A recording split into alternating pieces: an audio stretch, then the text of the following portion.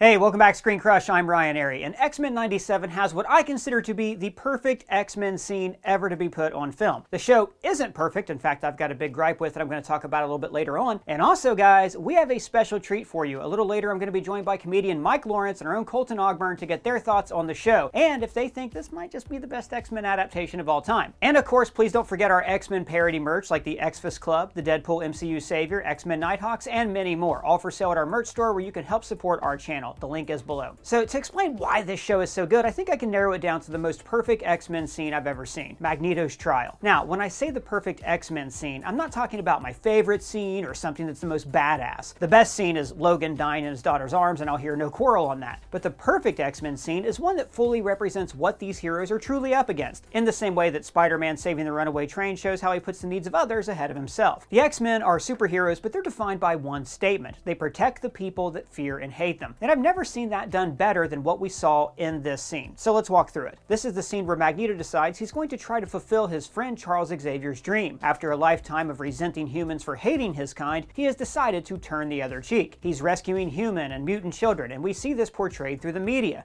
Across the globe, reports are flooding in, mutants and humans aided and saved by the former mutant terrorist.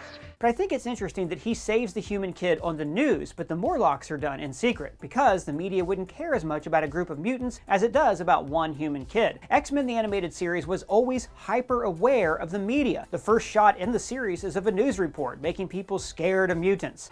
The fact that the perpetrator is believed to be a mutant has fueled current anti-mutant hysteria now growing nationwide. And we'll see this news and media play a huge role in this scene. So the trial is televised live, so when Magneto pleads his case, he's not just talking to the judges, he's speaking to the court of public opinion. He knows that for the world to accept him and mutants, they need to hear his own side of the story from his point of view. He starts by saying, "My people's homes were burned to ash because we dared to call God by another name." And then he lays out the law of history, that if you're different, then society will always punish you. By doing this, Magneto is trying to make regular humans relate to his plight, to ask themselves, well, what would I have done in his situation? It's a brilliant play because Magneto knows how much the media tends to distort the plight of mutants, which we have seen all throughout this show. But that's one thing that X-Men the Animated Series adapted so well from the comics. We always saw that the public feared and distrusted mutants. But how could you register her with that mutant control agency as if she were some sort of criminal? In Season 2, we see the Friends of Humanity fight the X-Men, not with weapons, but with bad press, as they frame mutants for riots and attacks. Heck, even the first image of the show was a news broadcast. The one witness said only one isolated, big, hairy... She's one of them, Martha.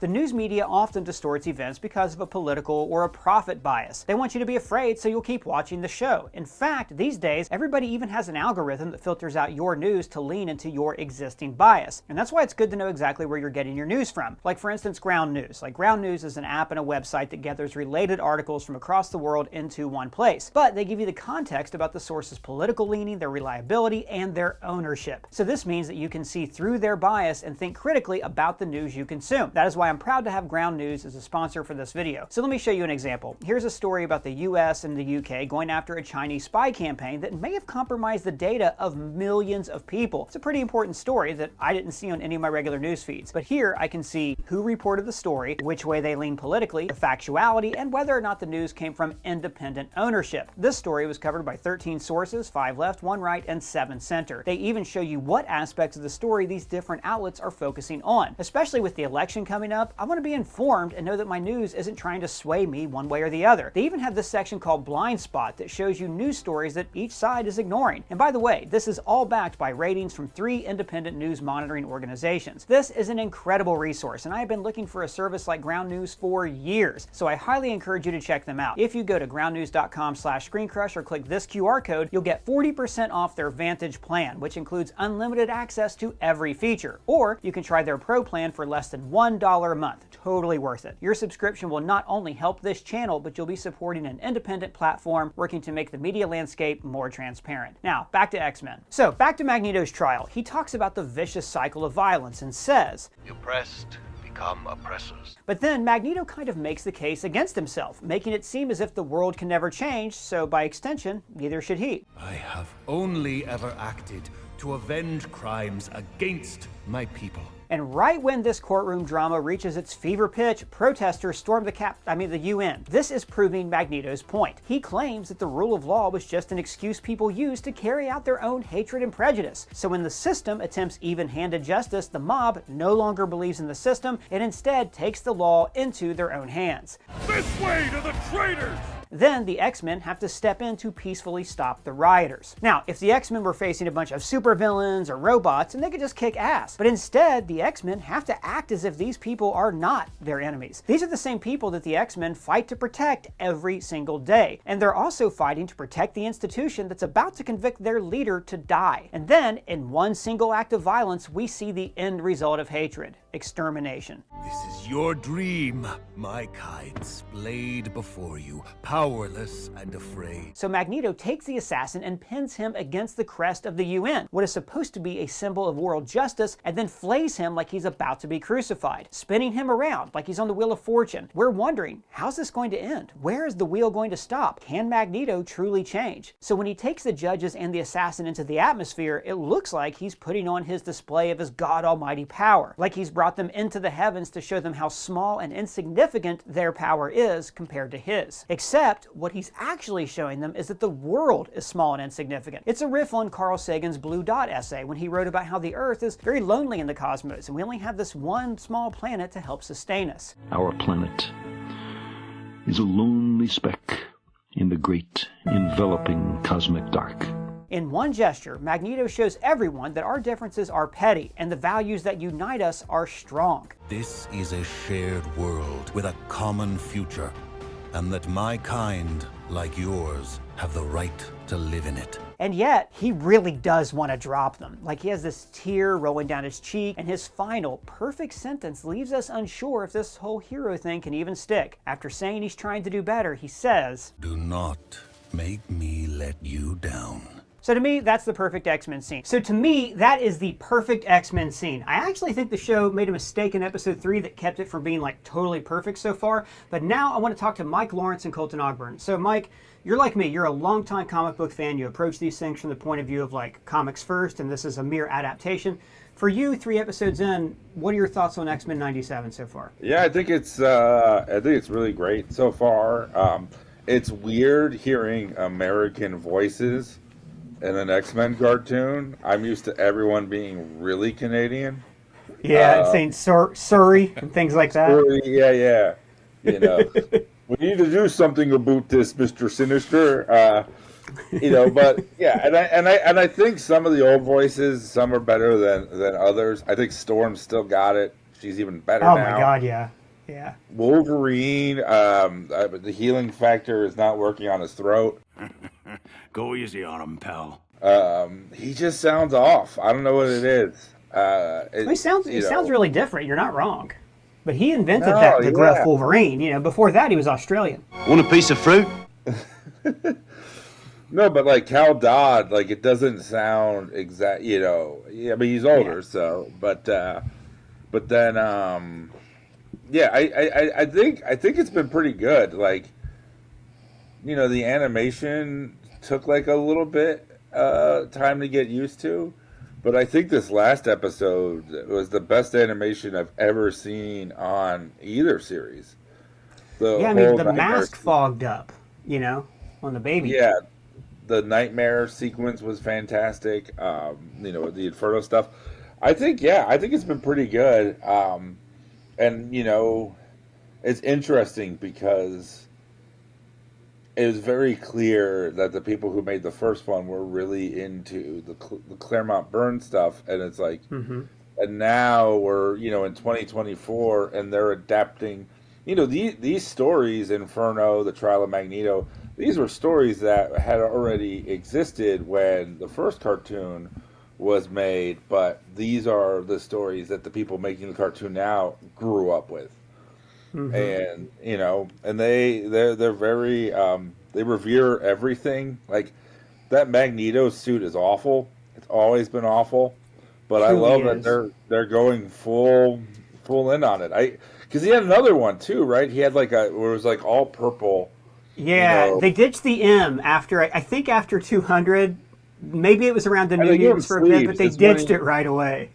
And they give him sleeves. It's like when he's like running the New Mutants and stuff. Yeah. And he no longer, Yeah, like puffy sleeves, right? Like pirate sleeves almost. Yeah, it's so funny. Like in this third episode when he's getting like cut by the glass in his arms, I'm like, yeah, put some sleeves on, you dumbass. Yeah, John Romita Jr. has given us a lot of great pages, a lot of great designs. That Magneto suit with the M was definitely not one of them. I just talked to say you can't see the Holocaust tattoo. If he's sleeveless, you should be able to see his Holocaust tattoo. That's true. Was it not in? I didn't even think to look for it. Was it in the episode when we see him sleeveless? No, because he has it in the comic. Well, he gains it in the comics around issue 150. That would be an Easter egg, right? Yeah, that'd be a pretty big Easter egg for us to notice. If it's in there, I definitely missed it. I just talked about that Magneto trial and how I thought it was like the best. Like if you're gonna say this is the X-Men scene, this scene shows you what the X-Men are, then it's this scene. And I don't think in the original series, which I've watched countless times, recently rewatched it for the show here, I don't think we ever got a scene like that. Colton, what about you so far on the show? Like, what are your thoughts on X-Men 97 and where it's at and how it holds up as an adaptation? Well, I hadn't seen the original animated series since I was a kid. And I always held that show, to a very, high bar. I thought that, I loved that cartoon when I was a kid. But I simultaneously had this memory of it being, I don't know, maybe a little kiddie, a little corny. So when X-Men 97 was coming out, I found myself kind of wondering, do I really want to watch this like Saturday morning cartoon? Is it going to be kind of too kid-like? And that's really hypocritical of me because I'm usually the guy that if anyone like disses on a show simply because it's animated, I will immediately scold them for that. Yet there I was doing the same thing. But dude, like as soon as I started that first episode and binged the 3, I was hooked. It is just as good as the original. I'd argue maybe even better. It has these mature themes. It's so true to the X-Men comics. It also has like that vibe of the early 2000s, like Fox era X-Men movies that I'm a big fan of. That's probably some of my favorite X-Men stuff because that's kind of what I grew up with. And so I've just been really pleased with this series. I'm excited to see what they're going to do with the rest of the season, and I'm glad they're being kind of weird with it. That third episode that was a little out there, and I'm glad that they're going out there and doing the weird stuff. Even if it might be a little off-putting to some fans, I'm here for it. Well, I want to ask Mike about that third episode, because you said, okay, they're adapting the stuff that came after Claremont Byrne. Great, and the Claremont Byrne stuff is revered. I personally think the Brood story that Claremont did after Byrne was better than the Dark Phoenix saga, but I'll die on that hill. So they're adapting those stories. You will die on that hill. Hey man, there's a whole thing there where Kitty, like, she's 13 years old, she's just joined the X-Men, she's learning about death for the first time because an alien parasite's about to kill her, and she has like this really just rooted conversation about death in this fantastical circumstance. It's a great, like when I reread it, I was like, how did I skip over this? Everybody talks about Dark Phoenix saga, but I don't know, everything's also a product of its time. So you get into these later issues. Or Claremont saw Alien and was like, I could fill 8 months with this shit. 8 months, or like it felt like 8 years. There's a part in the later books. I know, Mike, I know you know this. I'm talking to all the people who watched and don't necessarily know comics. I talked in our Easter egg video about this with Madeline Pryor, right? How much Claremont hated that. He intended Madeline Pryor to be Scott's happy ending. To be like this, he loved the character, thought that he deserved this after Jean died. And then you can kind of tell when you go through and reread it. It's like she's this thing, and then she becomes like a member of the X-Men, and then she's the guy at the chair, and then all of a sudden, like, she meets a demon and is evil. I personally kind of hate Inferno. I've got some thoughts on how they did it in this episode. What do you think about how they adapted that big crossover into the single episode? I mean, I think they did a great job. I just read it for the first time, knowing that I was going to be on the show, and I was out of X-Men by then, and the Jim Lee stuff. I think Claremont Byrne stuff is my favorite stuff ever. And then there's good stories. There's good stories after that. And even Inferno has the feeling of like a Dark Phoenix retread. But I think that I think they did a great job. I think they to take a long crossover into one episode, I think what they did was smart. Was they just kept the emotional beats. They really did make it a story about Scott and Jean.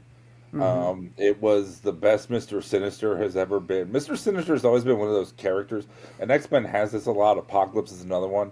Characters that look cool, but they like never really do anything.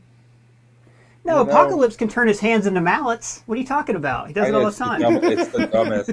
Yeah. And I love that. I hope they bring back that old voice actor. He was the best, the Apocalypse guy. But no, Sinister was like genuinely scary here. And everything in the episode was about hyping him up. When, Beast is like, I found his signature. Oh dear. Yeah. The Sinister stuff too, when you go back and you read those comics, which I've also recently reread. I'm like you. I had gaps in my collection in different places, so it's been fun for me to like read the connective tissue and different stuff. And as an adult, to go, ooh, it doesn't quite land as well as I thought it did. When I was 13. The Sinister is another villain though, who in the comics seems like he kind of came at it like he was just there for the Madeline story, And they retconned it later and said he was in charge of the Marauders and stuff like that. You're not the biggest Cyclops guy, right? Do I remember this right? I am, in the sense that like I was on a show earlier this year called Tears of a Clown, where we ranked the X-Men, and I was the only one who put Cyclops at S tier because I think he is the X-Men. Him and Storm, like it's like they're the quintessential. You need them both, which is why I can't say I love those Fox movies, because I think they did a disservice to both those characters. And, seeing how well they've been taken care of on this show. But I mean, the life-death stuff with Storm and how they really nailed that. And then Cyclops, yeah, it's like, he is a dork, but that's what's awesome. Like, he's the guy who never leaves the school. He's Screech. Remember with Screech? Screech he stuck around for Saved by the Bell, yeah. Then he was in, and I know Banshee should be called Screech, but Screech was in Saved by the Bell. Then he was, then he was in the college years, and then he was in the New Class, right? And Screech built robots. Screech was really smart, but he doesn't want to leave Bayside. And Scott doesn't want to leave the mansion. And even like how insecure he feels when Magneto takes over. And he like feels like he was like, cock blocked by Xavier's will. Maybe because Xavier, maybe that, obviously like Magneto would be a better headmaster for the school if he turned good, and Xavier has his reasons, right? I always thought though, watching that second episode, if his reasoning was maybe he wanted something else for Scott and Jean, because Jean was pregnant and he wanted them to go off and have a family. Yeah. He does say in the comics when Xavier comes back from space, the second or third time, I can't remember, he tells Scott, this is after Scott had to send his baby into the future to become Cable, he says, oh, I wish I could have met that kid, I would have called a grandchild, so there's that kind of sweet fatherly thing where maybe he just wants him to be able to get out. I'm not sure. Yeah, but it's like he has gone through a real journey. He's the first X-Man. He is the ideal of the dream. And he's a guy who really can't function in regular society. Like, he's hot enough to not be a Morlock, but, the glasses thing is still... They tried. That's my favorite thing about the They tried. X-Men. Callisto tried to breed him. It was like an archive of our own post. Yeah. That's my favorite thing about the X-Men. All the hot people live in a mansion and the ugly people live in a sewer. So it is like life. They invited the Morlocks to come live in the mansion, and Callisto was like, nah, I think we're going to kick it in the sewer for a while. we really dig it down here. And I think some of the, like, Leech must have been like, wait, Callisto, hold on, can we talk about this real quick? There's a tunnel right here that goes into their mansion. We can just literally dip back and forth whenever we want. Colton, talking about little baby Nathan Charles Christopher Summers, did you think that it was obviously like the way he was born while Magneto during his trial, I thought was phenomenal. Like how it's intercut with Magneto saying, we're fighting to live in this world at the same time Jean is fighting to give birth. Gives me chills even just talking about it now. So well done.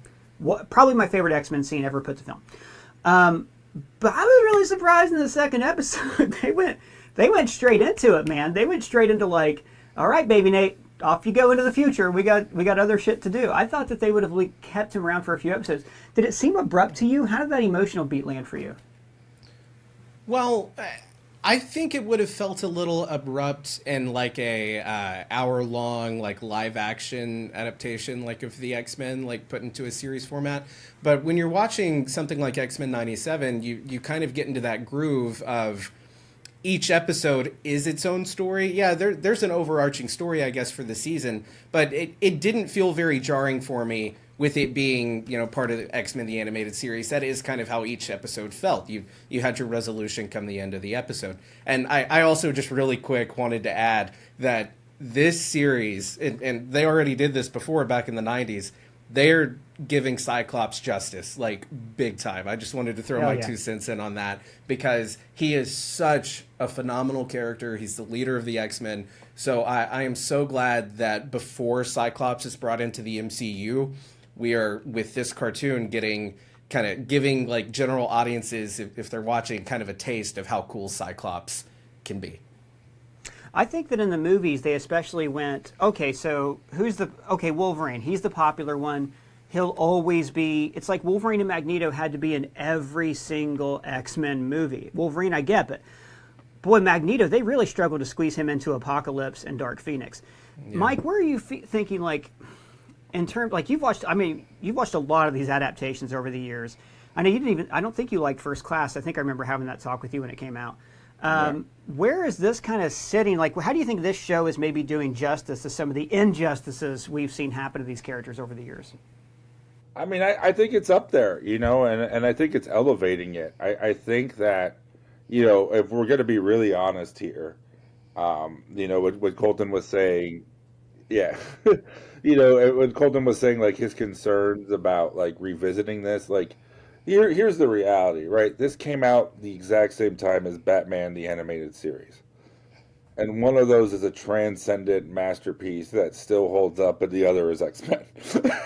Well, they had a smaller budget, and they used twice as many shots per episode. I mean, the scripts, I think, were right up there with the quality. Maybe not the best Batman I don't think so. episodes. I don't think it's even close, dude. I'm sorry. Like, man, I don't know, dude. There's some of those you get into, like Beauty and the Beast. I'm not saying Beauty and the Beast is as good as, like, the Clayface episodes, which were very similar.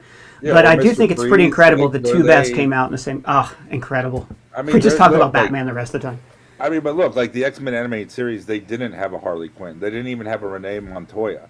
They didn't do anything on that show that then invented itself on the comic. They invented Morph. That's about it, yeah. Yeah, and Morph was Changeling, so they didn't even do that. But that's anyways... Yeah. You know, but I'm saying it's like, I think that this is their shot now to make that kind of series, and I think they're doing a great job. I think, you know, the one downside is they are rushing things.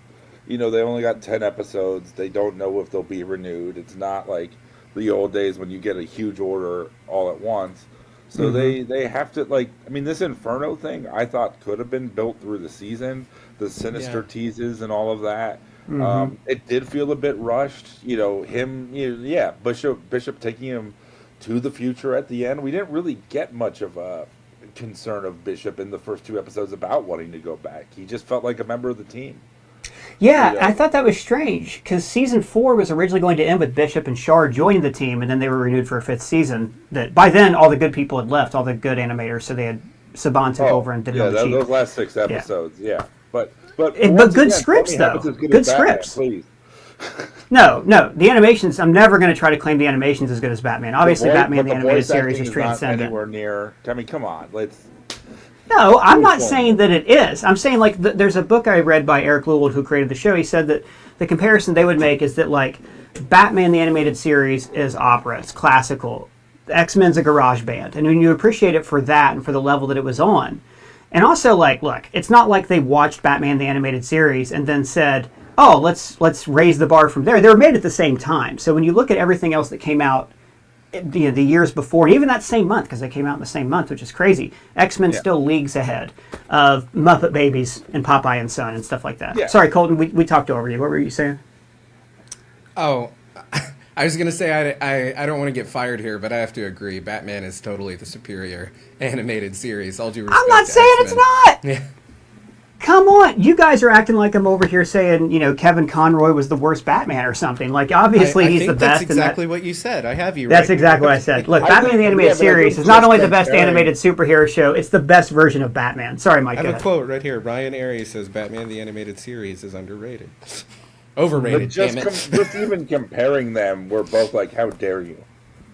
Yeah, I know. It's not like they came out in the same month and cover the same genre. Well, because I think what it was there was such a reverence, and X-Men was so popular. Let's do these adaptations.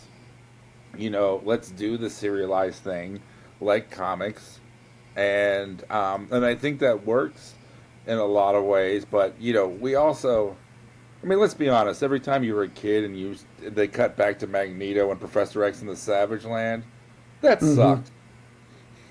Yeah. Yeah, it did, but I wanted that. Again, as an adult, I can look back and say all the constraints they had. Like, they wanted to keep that whole season serialized, but instead of doing that, they were told, "Oh no, you can't do that because there's gonna." So they just had to leave 90. They had to leave out 90-second blocks, and they were like, "Well, whatever gets done in that slot, we'll slide it in at that point." But you have to admit, as far as adapting the X-Men, this is leagues ahead of. Okay, so how are we going to put Magneto in this, and are we going to have to explain why he's in his 60s but he still looks like Michael Fassbender? What do you think this kind of thing is going to do? We've all been curious since Disney bought Fox, right? How they were going to be doing these movies, the live-action movies. Like, are they going to introduce them slowly, like the mutants slowly? Now it looks like they're setting up Avengers versus X-Men in different universes, so they can finally wrap up the Fox X-Men universe. Mike, what is it you think that has been missing from live action adaptations that maybe we're seeing in X-Men 97? The fact that they're superheroes. I think that people who do the X-Men get so stuck on the metaphor. Bryan Singer definitely did, which is not the worst thing he's done. But, people get so obsessed with the civil rights thing, which was, and it's and I think that it is important, but the X-Men should also save people and help people. That scene in the second episode where Magneto just stops a roller coaster and saves human beings. That there wasn't a mutant that attacked the roller coaster or anything. He just the X-Men should do stuff like that, but they should also go to space. They should look. The Savage Land I don't think has ever worked, but I like seeing them there. I like seeing them in Mojo World. I like seeing them go on adventures and save the universe from cosmic beings and stuff. Sometimes it shouldn't just be the good mutants versus the bad mutants all the time. I think that gets old. Yeah, it does, especially when you consider that it really wasn't what Lee and Kirby intended when they did the original book. I saw a Facebook post the other day. You mentioned that X-Men was very obviously the last book of the month they did, and neither of them really put that much thought into it. Lee even said at one point, and by the way, I think that Kirby had way more to do with creating the X-Men than Lee did, but Lee said, "Oh, I just couldn't come up with powers, so I said they were born with them." So this idea that Xavier was Martin Luther King and Magneto was Malcolm X was not even close. No. If early Magneto was supposed to be Malcolm X, and they had a really bad vision of what Malcolm X was, because he was a mustache-twirling villain who talked like he was from a Saturday cereal, Yeah, and Magneto's Magneto's in that first issue. He throws wrenches at people. He's not a Holocaust survivor. None of that comes until almost 20 years later. And that's that's the beauty of comics too, that they are monthly and you can add things and you can make layers of things, and it's it is a Claremont thing where it's here's a guy who wasn't the biggest writer, and he's give me this book, I will make it my own, and he made it the biggest thing. Are you reading any X-Men books now? Where are you up on that? No, I've been reading a lot of the older stuff. Like I said, I'm trying to fill in some of the gaps, so I did just read Inferno. I just read Crisis and all the tie-ins. I don't know, there are modern comic books that I love, but there's also stuff that I missed, and with digital, you can read everything, between Marvel Unlimited and DC Infinite. They curate the stuff for you so you can fill in the gaps and all of that, and I kind of love doing that. So I've been doing that a lot, and I find a comfort in that 80s storytelling, that 90s storytelling. It's interesting, this show, you could see they really revere the late 80s, and then, you know, Executioner, who I bought his action figure because I'm like, oh man, I love that character. They have new action figures like now, or you bought it then? Well, I had him back then, but they have a new one that came out, and it's got the Sentinel blaster, and it's got the gun that takes away Storm's powers. And then, you know, he's such a jabroni on the show. but it was like they got me to buy that figure. And you could tell whoever was writing it is, you know, just like, yeah, some of that mid-90s stuff sucks. And Executioner is like the epitome of that. X-Men 97's reintroducing these characters, classic, but Mike Lawrence says, you know what? That racist assassin, that's the one I got to bring home and show to my kid. Well done.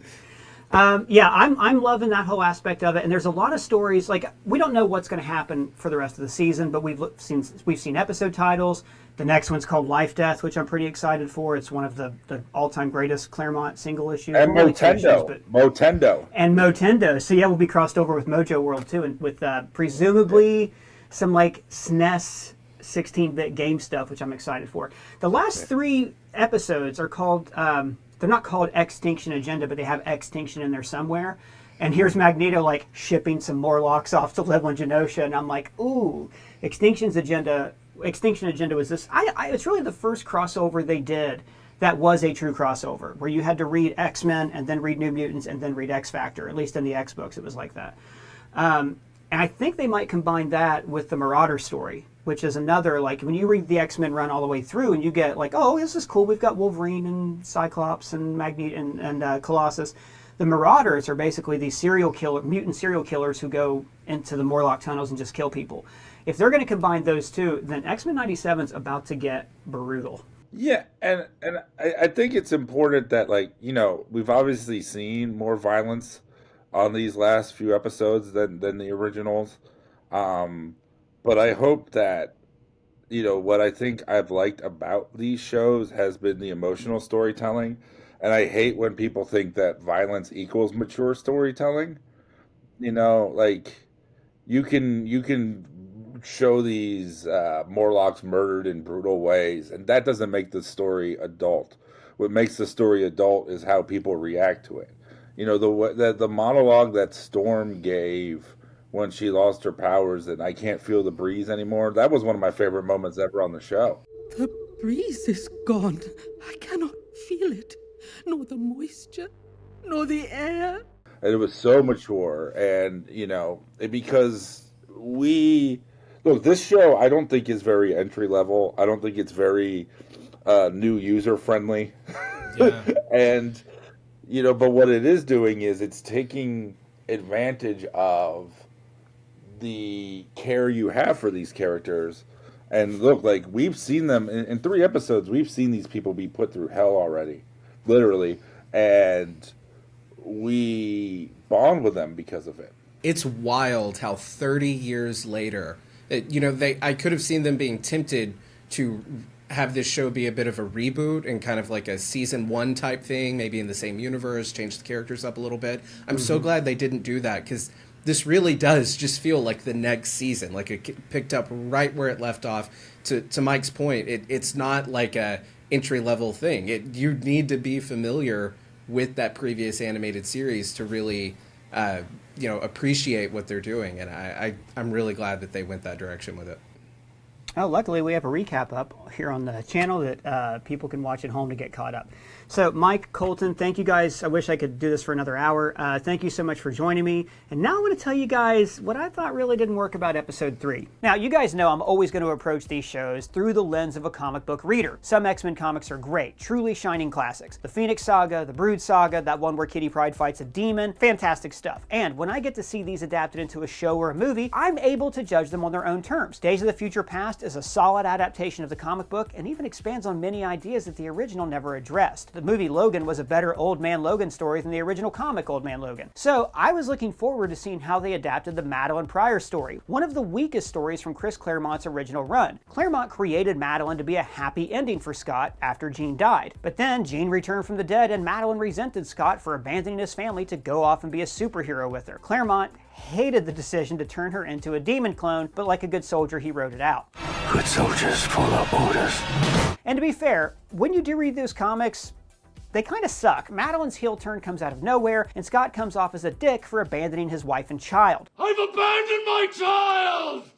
I've abandoned my boy! The one thing that the Madeline saga gave us was that Cyclops had a son that he and Jean started to raise for several issues until he was tragically torn away from them like he is in the show. So in the show, I just didn't see the point of the Madeline clone story. If she's not going to become a full-on villain, or if she has no reason to resent Scott for leaving her, then why are they adapting this story? That could have easily just been Jean and Scott's baby that they have to send into the future. Jean and Maddie have the same memories, so they're kind of interchangeable, which makes me wonder, why did we even do this? Like, if Maddie had been around since season 2, then it would mean that Jean missed years. She wasn't part of the Phoenix. It would have been this whole thing. But they shared the exact same memories, so they're essentially the same person. Now, if Madeline wasn't in the story, this could have just as easily been Jean and Scott's baby that they have to send into the future. Like, I also would have rather have seen the baby stick around for a few episodes, so it would stink even more when they're forced to say goodbye. And look, I know this show has long arcs, and I know that it's building towards something, but I thought that as a standalone episode, I really did not understand why they chose to adapt this mediocre story from the comics and then rush through it really quick and have ultimately no point to it. Well guys, that's just my thoughts though. Big thanks to Colton and Mike for joining us. You can find their social links below.